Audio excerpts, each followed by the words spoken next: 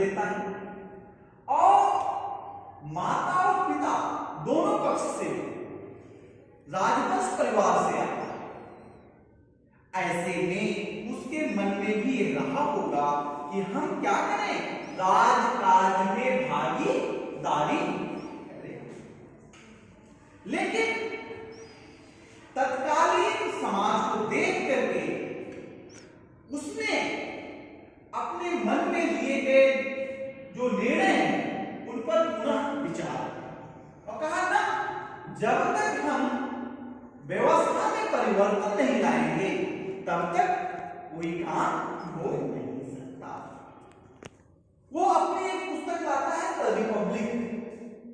Republic एक आदर्श राज्य की अवधारणा प्रस्तुत करता है और उस आदर्श राज्य की आधारशिला क्या है, न्याय। क्या है, न्याय। जब रिपब्लिक पहले लिखता है तो रिपब्लिक का नाम पहले वो डिकैयोसीन रखता है। डिकैयोसीन शब्द का अर्थ है न्याय से संबंधित, द कंसर्निंग जस्टिस। क्या है, द कंसर्निंग जस्टिस, न्याय से संबंधित। जिस ग्रंथ का नाम या उपनाम न्याय से संबंधित हो, इसका तात्पर्य क्या है, वो ग्रंथ किससे संबंधित है, न्याय से संबंधित है। अर्थात उस ग्रंथ का केंद्रीय विषय वस्तु क्या है, न्याय। प्लेटो अपने पूरे उस ग्रंथ में संवादात्मक शैली प्रयोग करते हैं और पात्रों के माध्यम से अपनी बात रखते हैं। पात्र कौन है, उसमें पात्र है कौन, सोफिस्ट विचारक, सोफिस्ट स्पीकर सिफेलस। कौन है, सिफेलस है। और कौन पात्र है, पोलीमार्कस है। और कौन पात्र है, थ्रेसिमेटस है। और कौन सा पात्र है, ग्लॉमा।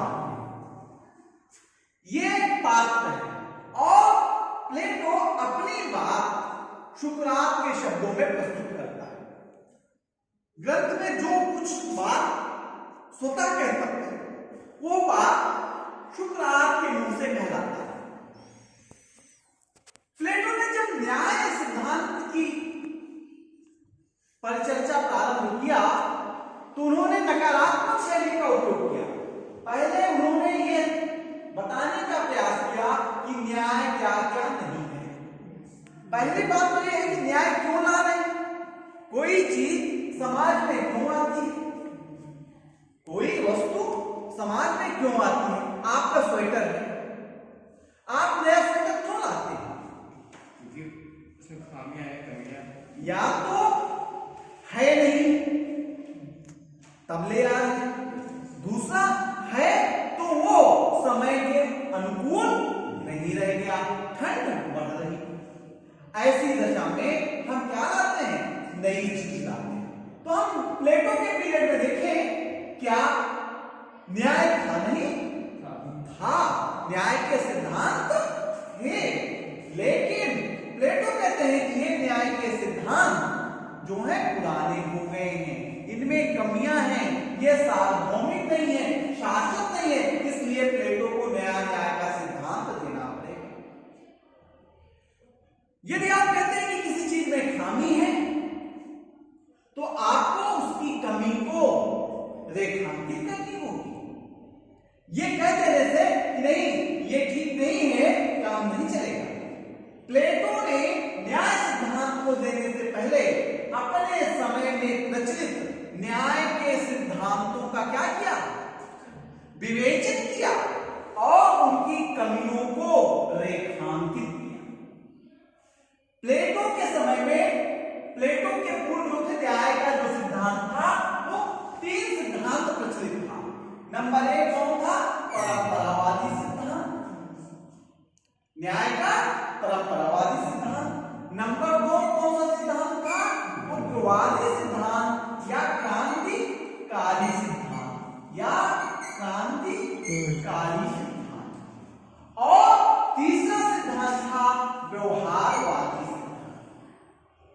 प्लेटो के टाइम में 3 न्याय के सिद्धांत चल रहे थे,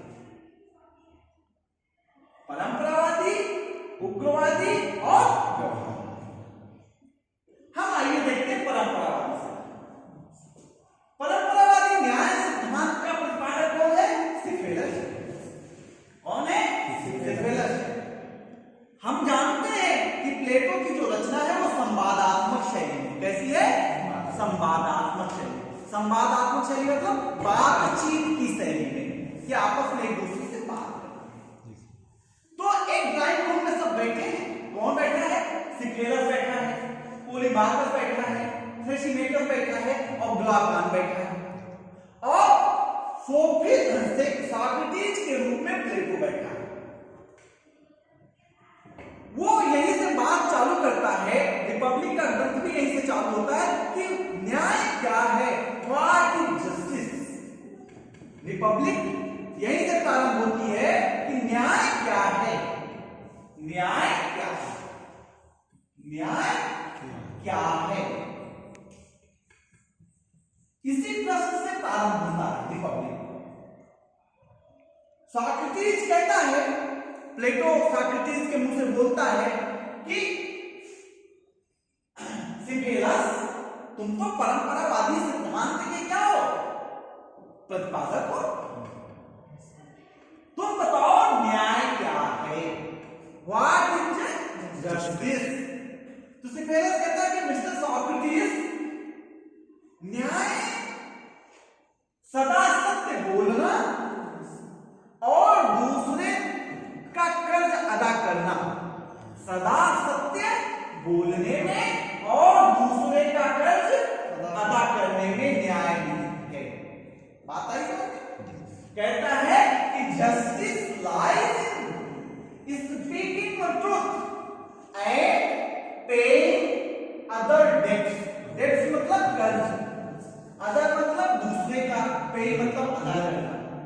स्पीकिंग ट्रूथ मतलब सत्य बोलना, लाइज मतलब निहित है। न्याय किसमें निहित है? सत्य बोलने में और दूसरे के कर्ज को अदा करने में। प्लेटो कहता है ना, ये नहीं हो सकता, सिफेलस तुम्हारी बात ठीक नहीं है, क्योंकि सदैव सत्य बोलना न्याय नहीं हो सकता है। कैसे? अब ऐसे ही, अब पूनम बैठी है, पूनम को दो चोर दौड़ा लिए, पूनम को दो चोर दौड़ा लिए, पूनम आपके घर में घुस गई। चोर आपसे पूछता है कि न्याय, पूछता है कि पूनम कहां है, तो न्याय क्या कहता है, परंपरावादी न्याय क्या कहता है? सत्य बोलना।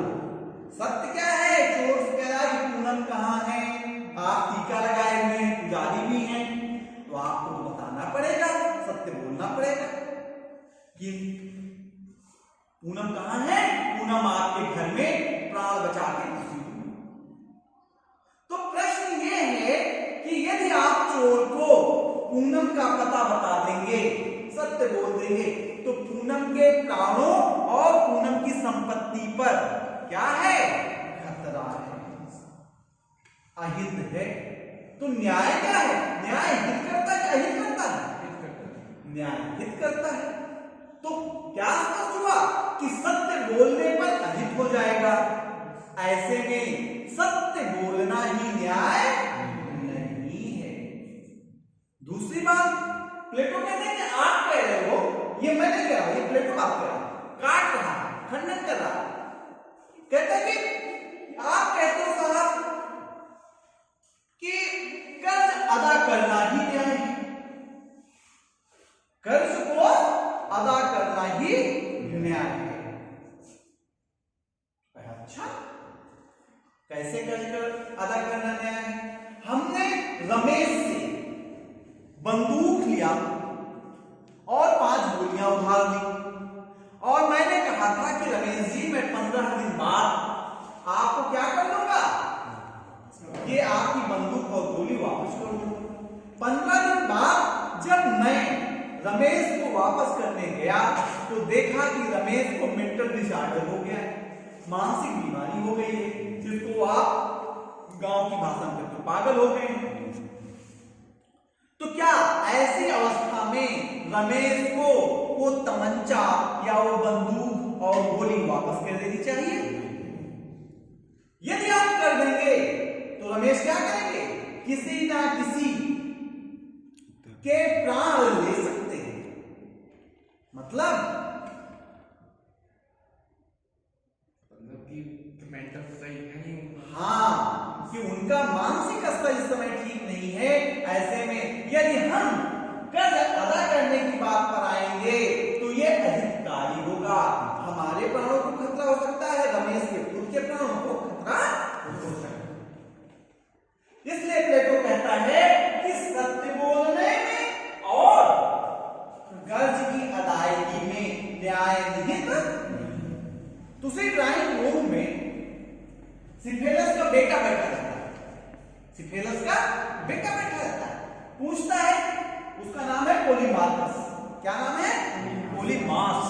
कहता है पोलीमास तुम बताओ न्याय क्या है, तुम बताओ न्याय क्या है। तो कहता है कि न्याय प्रत्येक व्यक्ति का उसका उचित अधिकार देने में, प्रत्येक व्यक्ति का क्या है? उचित अधिकार। पोलीमास क्या कहता है? प्रत्येक व्यक्ति का उचित अधिकार देना। क्या? प्रत्येक व्यक्ति का उचित अधिकार देना ही न्याय है। सिफेलस की बात के बाद पोलीमास की बात जब आती है कि कहता है कि प्रत्येक व्यक्ति का उसका उचित अधिकार देना ही न्याय है, तो प्लेटो कहता है ना, ऐसा नहीं हो सकता, ऐसा नहीं हो सकता। क्यों? क्यों?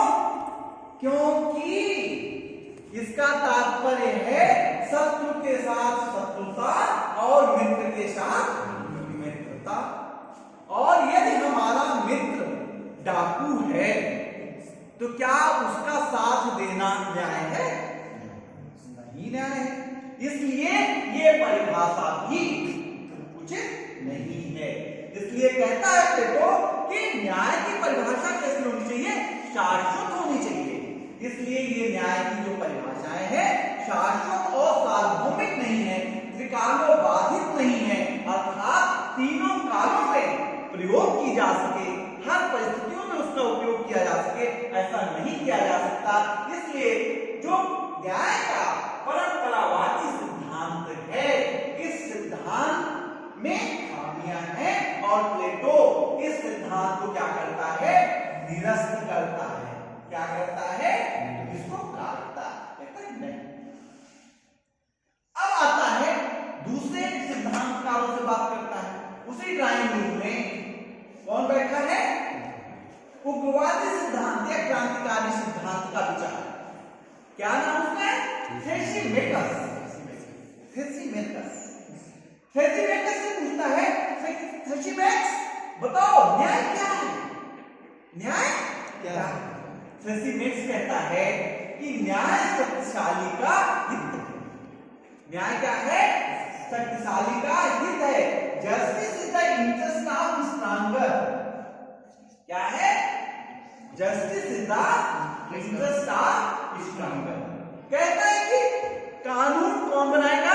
जो शक्तिशाली है।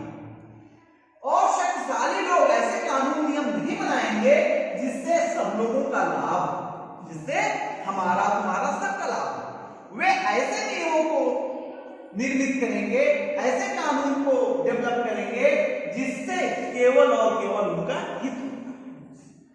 इस प्रकार कहता है कि injustice is better than justice. उग्रवादी सिद्धांत कहता है कि अन्याय न्याय से बेहतर है।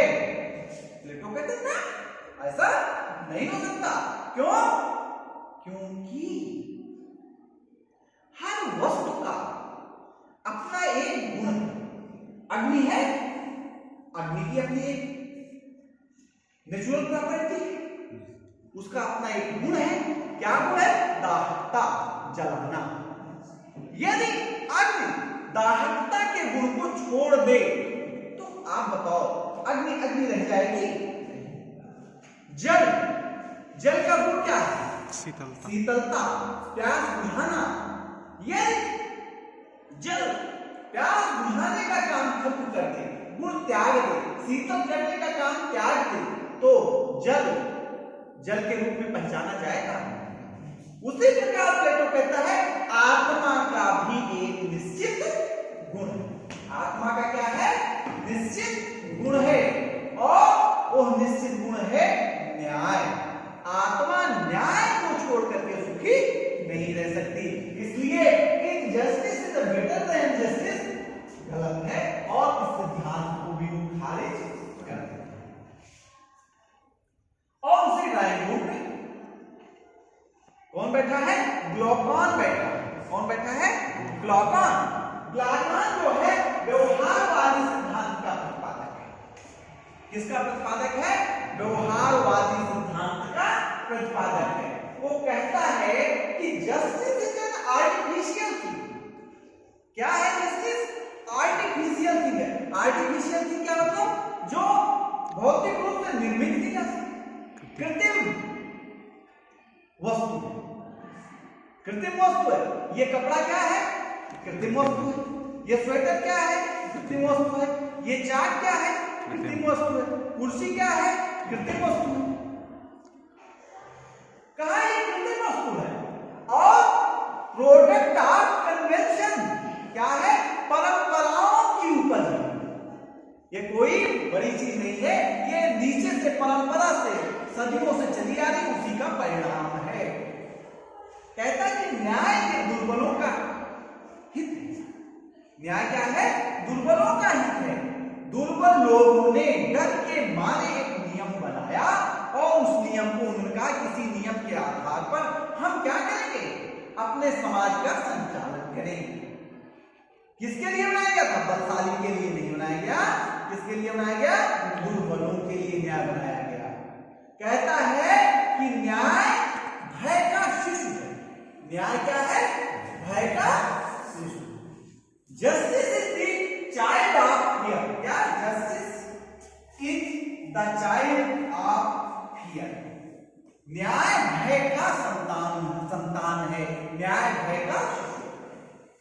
इस प्रकार से कहता है ग्लॉकान जो व्यवहारवादी विचारक है कि न्याय कृत्रिम चीज है, कृत्रिम वस्तु है, परंपराओं की उपज है और भय की संतान। प्लेटो कहता ना, न्याय कृत्रिम चीज नहीं है। न्याय तो अंतर मन से उपजी हुई वस्तु, इसका विकास इंटरनली हुआ। इसका विकास वाय रूप से नहीं होता। कृत्रिम और नेचुरल दो अलग चीजें हैं। कृत्रिम चीज क्या है? कुर्सी है। कृत्रिम चीज में वृद्धि बाहर से होती है। ये चाक है, इसको बढ़ाना है, इस पे हम लगा देंगे, ये कृत्रिम में बढ़ती चली जाएगी बाहर से। हम क्या है? प्राकृतिक है। मेरा विकास क्या बाहर से किया जा सकता ना? हम मां के गर्भ में आए शुक्राणु के रूप में, अंडाणु के रूप में मिलकर के फिर हम हल्का से डेवलप हुए अंदर, फिर और अंदर से ही हमारा विकास क्या हुआ? मुझमें कोई ऊपर से चीजें जोड़ी नहीं गई। हाथ इतना बड़ा कर दिया गया, नाक इतनी बड़ी कर दी गई, कान इतना बड़ा कर दिया गया। क्या किया गया? सब अंदर से डेवलप हो रहा है। और कृत्रिम चीज में वृद्धि कहां होती है? बाहर से। तो कहा कि प्लेटो कहता है कि न्याय कृत्रिम वस्तु नहीं है, न्याय तो अंदर से विकसित होने वाली चीज है। इसलिए वो व्यवहारवादी चिंतन पर वो खारिज करता है। तब ये तीनों पूछते हैं प्लेटो से, सिफेलस, पोलीमार्कस, थ्रेसिमेकस और ग्लॉकान। कहते हैं अच्छा प्लेटो, हमारा न्याय नहीं है, इनका न्याय नहीं है, ग्लॉकान का न्याय है, तुम ही बताओ न्याय क्या है? बड़े विद्वान बनते हो, बताओ न्याय क्या है? तब प्लेटो कहता है कि न्याय आत्मा का तत्व है। न्याय किसका तत्व है? आत्म तत्व है। न्याय क्या है? आत्म तत्व है। प्लेटो के अनुसार न्याय आंतरिक वस्तु है। क्या है? आंतरिक है। न्याय क्या है? प्राकृतिक है। अच्छा, कहा कि न्याय को समझना है तो दो लेवल पे समझना होगा। एक व्यक्ति के लेवल पर और दूसरा राज्य के लेवल पर। किसके किसके लेवल पर? व्यक्ति के स्तर पर और राज्य के स्तर पर। कहता है कि जब हम व्यक्ति के स्तर पर देखते हैं तो न्याय, कहता है कि हम व्यक्ति के स्तर पर देखें तो व्यक्ति में क्या होती है? आत्मा। व्यक्ति में क्या होता है?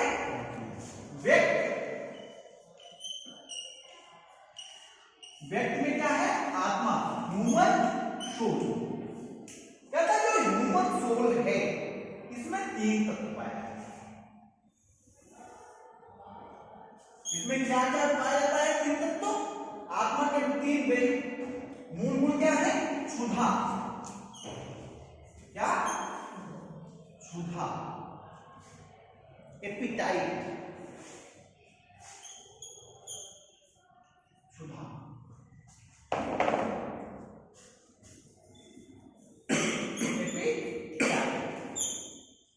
दूसरा क्या गुण है? काम। साहस। क्या है? साहस।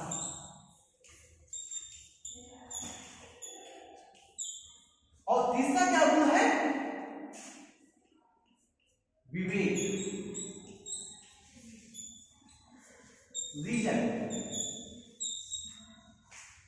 कहते हैं कि मानव में 3 गुण पाए जाते हैं: क्षुधा, साहस और विवेक। क्षुधा, साहस और विवेक। जब क्षुधा विवेक के अंदर में काम करने लगे तब जब क्षुधा, भूख, तृष्णा किसके अंदर में काम करने लगे? विवेक के अंदर में काम करने लगे। ये किसके अंदर में काम करे? इसके अंदर में काम करे। ठीक? अच्छा, कहा कैसे काम करेगी? जब क्षुधा और विवेक के बीच संघर्ष होगा, द्वंद्व होगा। प्लेटो में द्वंद्व का सिद्धांत नहीं आ जा रहा है, कह रहा है दोनों के बीच द्वंद्व होगा। तो कैसे तय होगा? कहा ये जो विवेक है ये साहस के सहारे, साहस से क्या करेगा? मित्रता करेगा। और विवेक साहस के बल पर क्षुधा पर शासन करेगा। तब क्या होगा? ऐसी व्यवस्था में तो कहता कि न्याय जो है वो चाहे व्यक्ति स्तर का हो चाहे राज्य स्तर का हो, व्यक्ति स्तर का हो या राज्य स्तर का हो, न्याय में कोई गुणात्मक अंतर नहीं, मात्रात्मक अंतर। गुणात्मक मतलब उसमें कोई क्वालिटी का अंतर नहीं है, केवल मात्रा का अंतर, वजन का अंतर है, लंबाई चौड़ाई आयतन का अंतर हो सकता है। लेकिन जैसे टेस्ट का अंतर हो, जैसे ज्ञान का अंतर हो, इस प्रकार का कोई तो क्या है? राज्य स्तर पर कहां बात? जब ये क्षुधा, जिसमें कहा कि हर आदमी में 3 गुण है, क्षुधा का गुण है, साहस का गुण है, विवेक का गुण है। कहा कि जो आदमी जिस गुण की प्रधानता प्रदर्शित करे वो उसी प्रकार का काम करे। कहा कि जिसमें क्षुधा की प्रधानता हो, किसकी? क्षुधा की, वो क्या बनेगा? उत्पादक। क्या बनेगा? उत्पादक बनेगा। जिसमें साहस की प्रधानता होगी वो क्या बनेगा? सैनिक बनेगा। और जिसमें विवेक की प्रधानता होगी वो क्या बनेगा? विद्वान। क्या बनेगा? शासक, दार्शनिक। अब राज्य में तो 3 ही वर्ग होता है। राजा होता है खेती बाड़ी करने वाला, उत्पादन करने वाला लोग होता है, और राज्य को करने वाला सैनिक।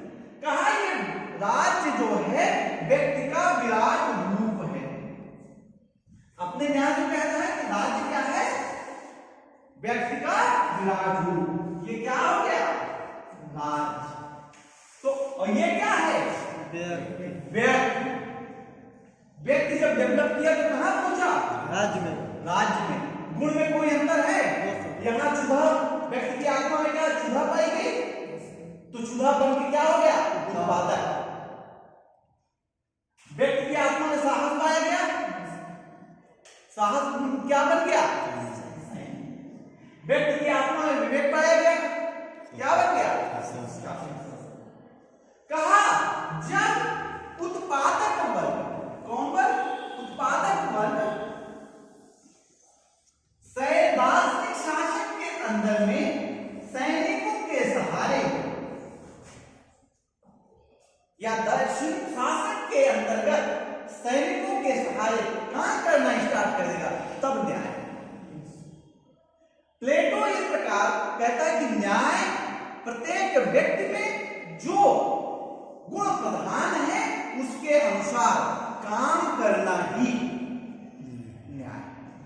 प्लेटो कहता है कि लोग मुखौटा लगा के घूम रहे हैं, मुखौटा लगा के घूम रहे हैं, क्या कि नहीं मैं तो सब काम कर सकता हूं, मुझमें बुद्धि है, मुझमें साहस है, मुझमें उत्पादन, मैं शासक भी बनने का गुण रखता हूं, मैं सैनिक बनने का गुण रखता हूं, उत्पादक बनने का गुण रखता हूं। एक ऐसा मुखौटा लगाया और कहा जब तक लोग अपने मुखौटे को उतार करके अपने प्रधान गुण को नहीं पहचानते हैं तब तक न्याय की स्थापना नहीं हो सकती है। इस प्रकार वो कहते हैं कि जब उत्पादक वर्ग दार्शनिक शासक के अंतर्गत सैनिकों की सहायता से काम करना स्टार्ट करेगा, अपने आत्म तत्व की प्रधानता के आधार पर काम करना स्टार्ट करेगा, तो क्या होगा? न्याय की स्थापना होगी। अब एक बात बताइए कि जब कोई व्यक्ति अपने रुचि का काम करेगा, अपने आत्मा के प्रधान गुण के आधार पर काम करेगा, तो काम अच्छा करेगा कि खराब करेगा? अच्छा करेगा। अच्छा करेगा ना। तो जब व्यक्ति अच्छा काम करेगा तो क्या होगा? उत्पादन अच्छा, सैनिक जो काम करेगा सुरक्षा का काम अच्छा होगा, दार्शनिक राजा जो काम करेगा राजकाज का काम अच्छा करेगा। तो इस प्रकार से प्लेटो एक कार्य कारण विशेषीकरण का सिद्धांत देते हैं कि जो जिस काम में एक्सपर्ट है, जो जिस काम में क्या है एक्सपर्ट है, वही काम वो करे। इस प्रकार प्लेटो का न्याय कहता है कि जब उत्पादक वर्ग दार्शनिक शासक और सैनिकों के अंतर्गत रह करके अपने कार्यों का संपादन करे तब राज्य में न्याय की स्थापना की है। दूसरी बात प्लेटो कहता है कि राज्य जो है व्यक्ति का बृहत रूप है। राज्य क्या है? व्यक्ति का बृहत रूप है, यानी गुण का अंतर नहीं है, परिमाण का अंतर है। व्यक्ति ये है, देखिए राज्य ये, तो व्यक्ति का विस्तार क्या है? स्टेट इज अ रिक्त लार्ज। प्लेटो कहता है स्टेट क्या है? व्यक्ति का विस्तार है।